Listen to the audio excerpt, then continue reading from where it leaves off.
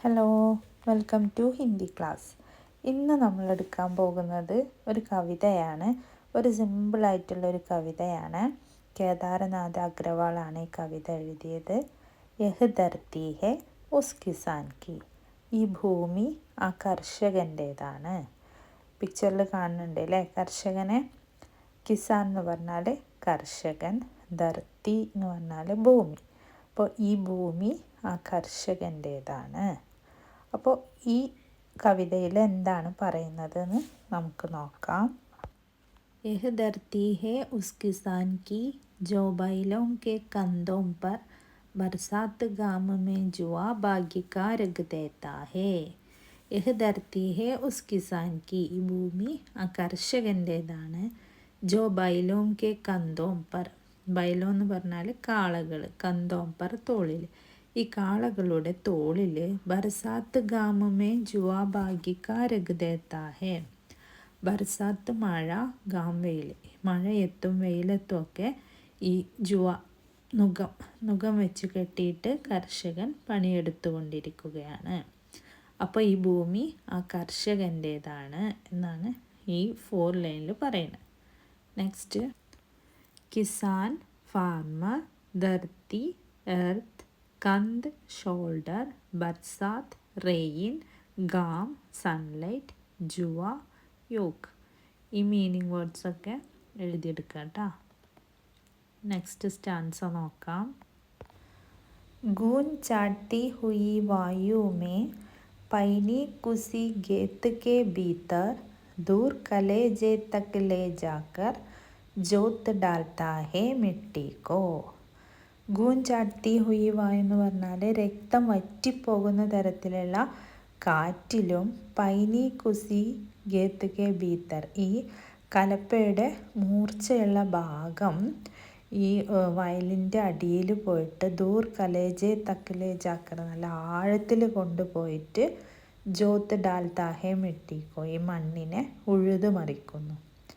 അപ്പോൾ കാറ്റായാലും വെയിലായാലും മഴയായാലും ഒക്കെ നമ്മുടെ കർഷകൻ പണിയെടുത്തുകൊണ്ടിരിക്കുകയാണെന്നാണ് പറയണത്.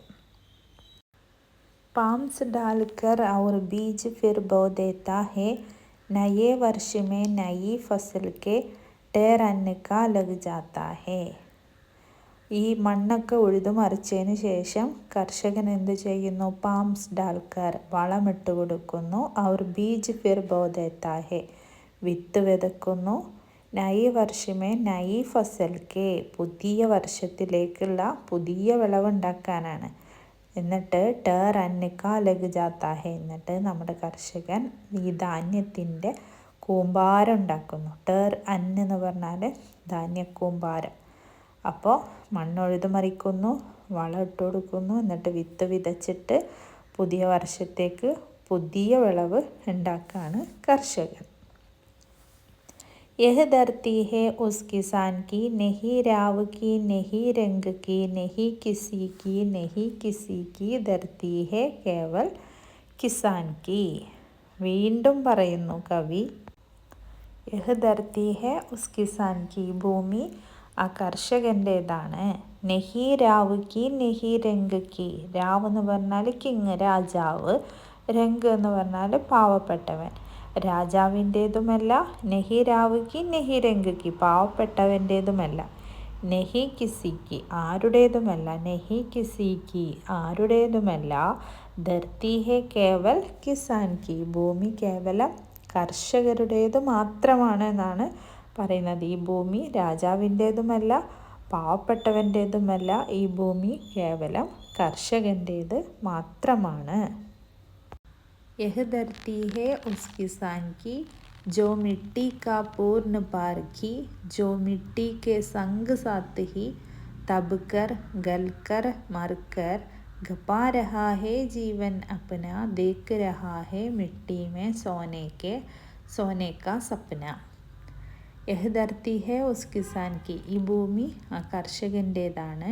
ജോ മിട്ടി കാ പൂർണ്ണ പാർക്കി, ഈ കർഷകനാണ് നമ്മുടെ മണ്ണിൻ്റെ പൂർണ്ണമായ പരീക്ഷകൻ. ജോ മിട്ടി കോ സംഗ് സാത്ത് ഹി, കർഷകനാണ് നമ്മുടെ മണ്ണിൻ്റെ ഒപ്പം കൂടെ ഉണ്ടാകുന്ന മണ്ണിൻ്റെ കൂടെ ഉണ്ടാകുന്ന ആൾ, അതാണ് സംഗ് സാത്തഹി. തബ്കർ ഗൽക്കർ മർക്കർ, അതായത് തബ്കർ എന്ന് പറഞ്ഞാൽ ചൂട് കൊണ്ട്, ഗൽക്കർ ഉരുകിയിട്ട്, മർക്കർ മരിച്ചിട്ട്, ഗബ്ബാരഹാഹേ ജീവൻ അപ്പന ചൂട് കൊണ്ട് ഉരുകിയിട്ടും പണിയെടുത്ത് മരിച്ചിട്ടും, അതായത് കഷ്ടപ്പെട്ട് പണിയെടുക്കുക, മരിച്ച് പണിയെടുക്കുക എന്നൊക്കെ പറയാമല്ലോ, അങ്ങനെയൊക്കെ ചെയ്തിട്ടും ഈ കർഷകൻ गपा रहा है जीवन अपना, देख रहा है मिट्टी में सोने का सपना. ഗപ്പാ രഹാഹെ ജീവനപ്പന, തൻ്റെ ജീവിതം ഈ ഭൂമിയിൽ കഴിച്ചു കൂട്ടാണ്. എന്ത് സ്വപ്നം കണ്ടിട്ട്? മിട്ടീമേ സോനേക്കാ സപ്പന, ഈ നമ്മുടെ ഈ മണ്ണിൽ സ്വർണം വിളയുന്നത് സ്വപ്നം കണ്ടുകൊണ്ടാണ് ഈ കർഷകൻ ഇത്രയും കഷ്ടപ്പെട്ട് പണിയെടുക്കുന്നത്. അതായത് സ്വർണം വിളയുന്നത് സ്വപ്നം കാണുക എന്ന് പറഞ്ഞിട്ടുണ്ടെങ്കിൽ നല്ല വിളവ് കിട്ടുന്നത് സ്വപ്നം കണ്ടുകൊണ്ടാണ് ഈ കർഷകൻ ഇത്രയും കഷ്ടപ്പെട്ടിട്ട് ഈ മണ്ണിൽ പണിയെടുക്കുന്നത്.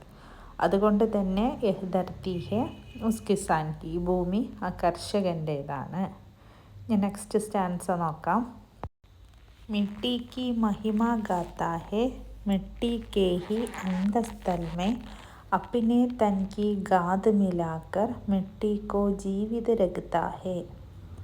गुद जीता है यह धरती है उस किसान की. മിട്ടി കി മഹിമ ഗാത്ത ഹെ, ഈ മണ്ണിൻ്റെ മഹത്വം പാടുന്നു. മിട്ടി കെ ഹി അന്തസ്ഥൽ മേ അപ്നെ തൻ കി ഗാദ് മിലാക്കർ, ഈ മണ്ണിൻ്റെ ആഴത്തിൽ എന്താണ്? അപ്പിനി തൻകി ഗാദ് മിലാക്കർ, തൻ്റെ ശരീരത്തിൻ്റെ വളം, ശരീരത്തിൻ്റെ വളം എന്ന് പറഞ്ഞാൽ തൻ്റെ അധ്വാനം, തൻ്റെ വിയർപ്പൊക്കെ ഈ മണ്ണിൽ കൊടുത്തിട്ട് മിട്ടിക്കോ ജീവിത രക്താഹെ, മണ്ണിൽ തന്നെയാണ് കർഷകൻ ജീവിക്കുന്നതും. ഗുദ് ജീത്താഹെ, സ്വയം ജീവിക്കുന്നു, സ്വയം ജയിക്കുന്നു. യഹ് ധർത്തി ഹെ ഉസ് കിസാൻ കി, ഈ ഭൂമി ഈ കർഷകൻ്റേതാണ്. അപ്പോൾ എല്ലാ തരത്തിലും ഈ ഭൂമി കർഷകൻ്റേത് മാത്രമാണ് എന്നാണ് നമ്മുടെ കവി പറയുന്നത്.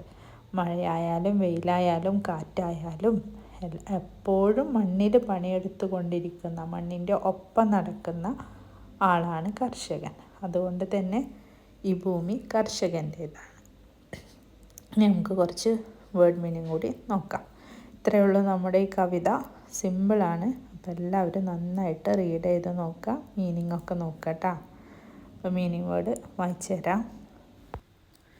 ഗൂൻ ബ്ലഡ്, പൈനി ഷാർപ്പ്, പാംസ് മാനുവർ, അന്ന് ഗ്രെയിൻസ്, രാവ് കിങ്, രംഗ് പുവർമൻ. അപ്പോൾ ഓക്കെ, മീനിങ് വേർഡ് നോട്ടിൽ എഴുതിയെടുത്ത് പഠിക്കുക, കവിത വായിച്ച് നോക്കുക. Okay, thank you.